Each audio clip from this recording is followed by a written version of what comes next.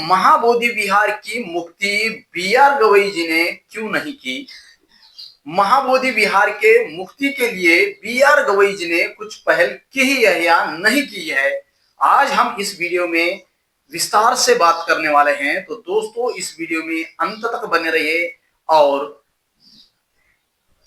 इस वीडियो को ज्यादा से ज्यादा शेयर करने का प्रयास करें। तो दोस्तों, आइए हम बात करते हैं महाबोधि महाविहार को मुक्त कराने के लिए बी.आर. गवई जी ने कुछ पहल क्यों नहीं की।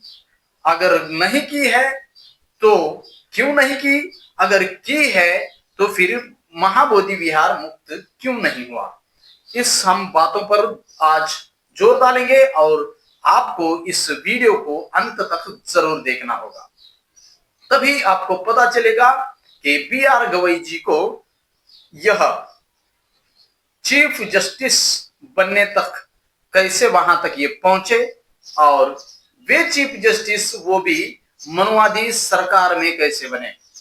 तो साथियों, आइए हम जान लेते हैं कि क्या असली माजरा है। तो दोस्तों, जिस प्रकार से महाबोधि विहार मुक्ति आंदोलन यह तो पिछले 1 साल से चल रहा है लगातार, बिना रुके बिना थके, तो इसमें खुद को अंबेडकरवादी बौद्ध कहने वाले बी.आर. गवई जी ने क्यों पहल नहीं की। जैसे कि पिछले 12 फरवरी 2025 से लेकर आज तक लगातार आंदोलन चालू है और चीफ जस्टिस कब आए, महाबोधि विहार मुक्ति आंदोलन शुरुआत होने के बाद ही वह 14 मई को उनकी नियुक्ति चीफ जस्टिस ऑफ इंडिया करके हुई है। दोस्तों, तो क्या बीजेपी इतनी भी, यानी ये मनुवादी सरकार इतनी भी नासमझ नहीं है कि बौद्धों का आंदोलन चल रहा है महाबोधि मुक्ति को लेकर और वहां पर एक बौद्ध चीफ जस्टिस को बनाए। और इतनी ताकत होती है महाबोधि विहार, इतनी ताकत होती है उस पद पर जाने वाले इंसान के हाथ में, चाहे वो किसी भी उसके दफ्तर में, उस सुप्रीम कोर्ट के दफ्तर में जो भी केस पेंडिंग हुआ हो, जो भी केस हुआ हो, उसको अपने दफ्तर पर एक झटके में बुलाकर, एक आदेश में बुलाकर अपने सामने उसका फैसला करने की ताकत होती है दोस्तों। लेकिन ये 130 साल से अवैध तरीके से चलने वाला ये जो कानून है ना, बीटी एक्ट 1949, जिसे राजेंद्र प्रसाद जी ने भी कहा था कि यह बौद्धों को देना चाहिए और गांधी जी ने भी स्वतंत्र से पहले ही कहा था कि यह बौद्धों को सौंप देना चाहिए। यह कहने के बावजूद देश स्वतंत्र हुआ, देश को संविधान मिला, संविधान मिलने के बाद भी 1950 के पहले के पूरे काले कानून निरस्त हो गए, लेकिन बीटी एक्ट को जानबूझकर निरस्त नहीं किया गया और वहां के एक पंडे के हाथ में इसका कंट्रोल दे दिया। दोस्तों, दिखावे के लिए यहाँ तो बौद्ध भिक्षु चिवर डाल के है, लेकिन उसके अंदर कहीं ना कहीं जनेऊ होगा, उनके अंदर कहीं ना कहीं ब्राह्मणवाद का विचारधारा है। इसलिए वो जो बौद्ध भिक्षु है वह वहां पर आने वाले जो इंडियन बौद्ध है उनके साथ किस प्रकार से व्यवहार करते हैं, जो जाते हैं लोग उनके साथ कैसे व्यवहार करते हैं, ये तो बहुत से लोगों ने उसका अनुभव किया है। दोस्तों, फिर भी चीफ जस्टिस बी.आर. गवई जो SC ST पर जो फैसला आया था, SC ST वर्गीकरण को लेकर के, जो खुद को अंबेडकर कहने वाला इंसान, जिस रिजर्वेशन के लिए बाबा साहब ने कितनी मेहनत की, अपना सब कुछ लगा दिया इन दबे कुचले लोगों के लिए, रिजर्वेशन के तहत उनको ऊपर लाने के लिए, क्या उस रिजर्वेशन को इस 75 साल में सही तरीके से लागू किया गया था? क्या इस रिजर्वेशन से क्या इस यहाँ के SC ST समुदाय को 100% छोड़िए 50% लाभ हुआ?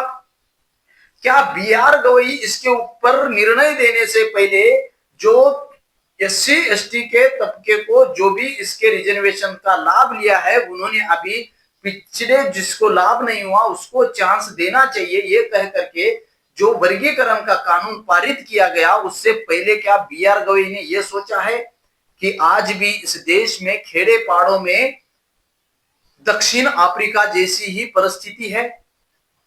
ये बाबा साहब का मानना था उस समय भी, और आज भी वही परिस्थिति है कि इस देश में आज भी खेड़े पाड़ों में दक्षिण अफ्रीका की जैसी परिस्थिति है। क्या ये किसी खेड़े पाड़ों में जाकर के बी आर गवई ने देखा है? नहीं देखा है, क्योंकि बी आर गवई जी के पप्पा जी बाबा साहब अंबेडकर जी का रिजर्वेशन लेकर के मंत्री बने, तंत्री बने, गवर्नर बने, और उन्होंने अपने पार्टी बाबा साहब ने दिए हुए पार्टी का भी क्या हालत किया, उस पार्टी को किस प्रकार से कांग्रेस को बेच दिया, यह बी आर गवई जी को शायद भूल गए होंगे। तो इसलिए मैं कहना चाहूंगा कि जिस व्यक्ति का पिताजी मंत्री रहा हो, गवर्नर रहा हो, उन्होंने इस समाज के लिए क्या किया या क्या नहीं किया, ये पूरे तमाम समाज जानता है। अम्बेडकर राइट समाज जानता है, यहाँ का बुद्धिस्ट समाज जानता है। बिहार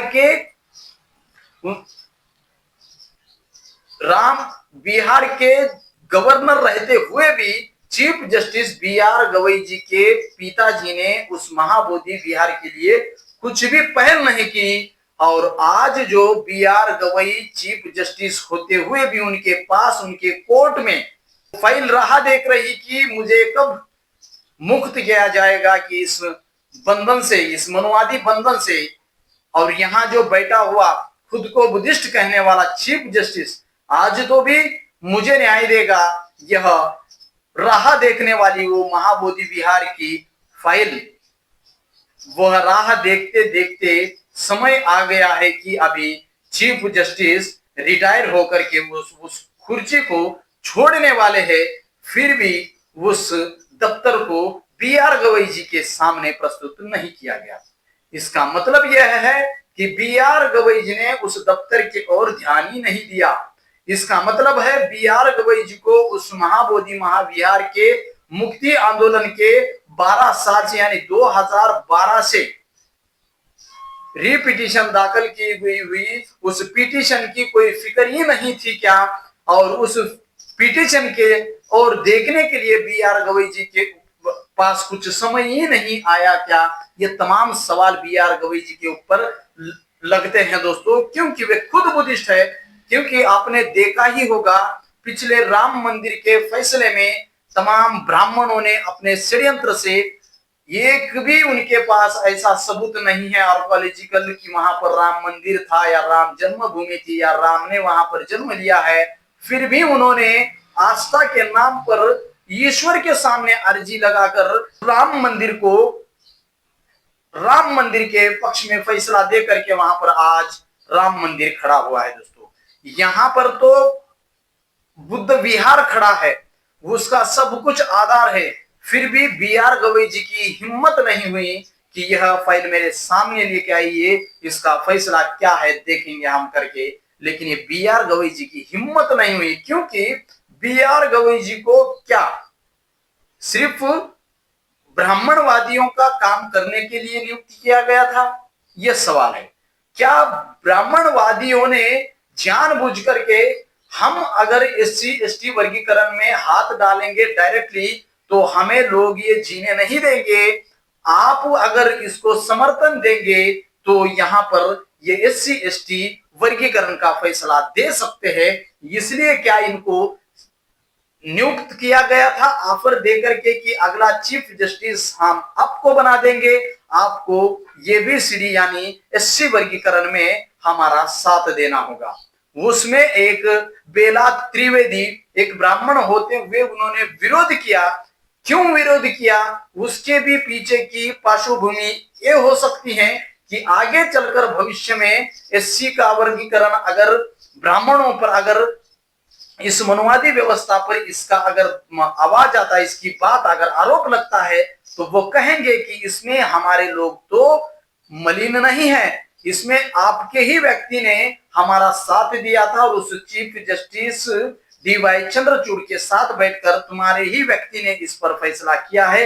इसमें तो बेला त्रिवेदी यानी ब्राह्मण जस्टिस ने तो इसका विरोध किया था, और आपकी ही राष्ट्रपति, आपके ही बैकवर्ड क्लास से आने वाली राष्ट्रपति है, उनके समक्ष में यह फैसला हुआ है। यानी कि राष्ट्रपति आपका है, चीफ जस्टिस होने वाले आपके हैं, यानी जज भी आपके ही जज ने इसको समर्थन दिया है, इसमें हमारा कोई हाथ नहीं है।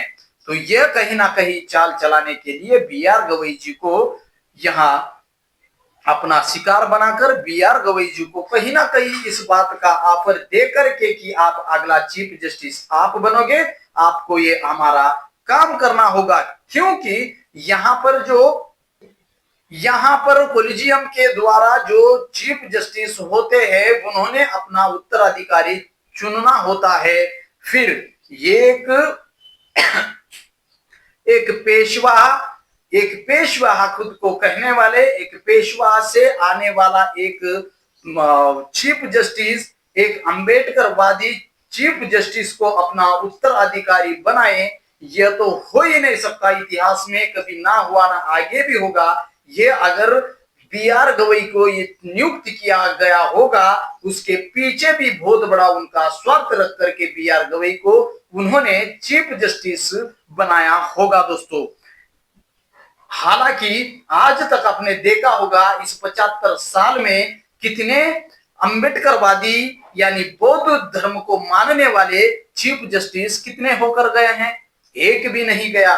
इससे पहले मात्र एक चीफ जस्टिस होकर गए, वो अंबेडकरवादी थे यानी एससी से थे, लेकिन ये खुद अंबेडकरवादी बौद्ध कम्युनिटी से आने वाले बी आर गवई ने इस महाबोधि विहार का फैसला नहीं किया। इसके ऊपर इसीलिए संदेह उत्पन्न होते हैं कि बी आर गवई किस प्रेशर में थे या किस प्रेशर से उन्हें बिठाया गया और कौन सी ऑफर देकर के उन्हें बिठाया गया था, यह अंदाजा लगा सकते हैं दोस्तों। जिस प्रकार से बी आर गवई जी ने अपने भतीजे को मुंबई के हाई कोर्ट का जज बनाने में यह कोई कसर नहीं छोड़ी, चाहे ना चाहे सब कुछ अंदर से चाहे, इस प्रकार से उन्होंने क्या अपने ही समाज के लोगों को धोखा दे करके यह पद हासिल करके रिटायरमेंट हो रहे हैं। ये तमाम प्रश्न आज के घड़ी में उपस्थित होते हैं दोस्तों, क्योंकि आज तमाम दुनिया के बौद्ध चाहते हैं कि महाबोधि विहार मुक्त हो। आज भारत के भी तमाम बौद्ध चाहते हैं कि महाबोधि विहार मुक्त हो। फिर ऐसा बौद्ध चीफ जस्टिस उस कुर्सी पर बैठकर भी कुछ नहीं कर पाता और वह रिटायरमेंट आने वाले 24 तारीख को, नवंबर 24 तारीख को होकर उतर जाता है और इसका अगली सुनवाई 27 नवंबर को होने वाली है दोस्तों। मान लिया जाता था कि 15 तारीख या 18 तारीख या 20 तारीख का अगर नवंबर के सुनवाई होती थी तो लगता था कि बी आर गवई जी इस पर कुछ ना कुछ पहल करेंगे, लेकिन B R Gavai ji retirement 24 को होने वाले हैं और इसकी जो सुनवाई है वह होने वाली है 27 तारीख को दोस्तों। तो इससे साफ साफ पता चलता है कि बी आर गवई जी ने इस पर कोई पहल की नहीं होगी, ना तो बी आर गवई ने इस महाबोधि विहार के ऊपर कोई अपना ध्यान नहीं खींचा, क्योंकि उनको बताया ही नहीं गया है कि आपको ये भी काम कर रहा है या इसमें आपके लिस्ट में ये भी काम है दोस्तों। क्योंकि आजकल तो न्याय व्यवस्था पूरी की पूरी सत्ता की गुलाम दिख रही है दोस्तों, और जो वो चाहे वही कहीं ना कहीं दिखाई दे रहा है दोस्तों। तो क्यों ना ये मनवादी सत्ता के दबाव में बी आर गवई को अपने ऊपर जूता फेंकने के बाद भी उनकी हिम्मत नहीं हुई कि उस व्यक्ति को सजा दे, उस व्यक्ति के खिलाफ कुछ कहे, क्योंकि यहाँ पर मनवादी सरकार है, क्योंकि यहाँ पर आरएसएस का राज चल रहा है। इसलिए इस दबाव से कहीं ना कहीं बी आर गवई जी उस लोकतंत्र के सर्वोच्च पद पर बैठने के बावजूद भी उन पर भरी अदालत में, बाहर किसी पब्लिक प्लेस में नहीं, या ना किसी पब्लिक प्रोग्राम में जूता नहीं फेंका गया था, उस न्याय व्यवस्था का अपमान किया गया, उस कुर्सी का अपमान किया गया, उस डॉक्टर बाबा साहब अंबेडकर जी ने दिए हुए लोकतंत्र का अपमान किया गया, फिर भी बी आर गवई जी चुप रहे। इसका मतलब है कि गुलाम बनकर क्या उस पद पर बैठे थे, या हम कुछ भी करेंगे, जूता मारेंगे, आपका अपमान भी करेंगे, आपको कुछ नहीं कहना है, क्या ऐसा दबाव उन पर था? क्या ये तमाम जो प्रश्न उपस्थित होते हैं, तमाम बी आर गवई जी की जो पद की कालाविधि है, इस 6 महीनों में उनके साथ क्या कुछ नहीं हुआ? जिस प्रकार से महाराष्ट्र में आने के बावजूद वहां का पुलिस प्रशासन किस प्रकार से इनका अपमान करता है, फिर भी इनको उस बात की कोई फिक्र नहीं लगी, ना उनके ऊपर कोई एक्शन लेने की हिम्मत हुई दोस्तों।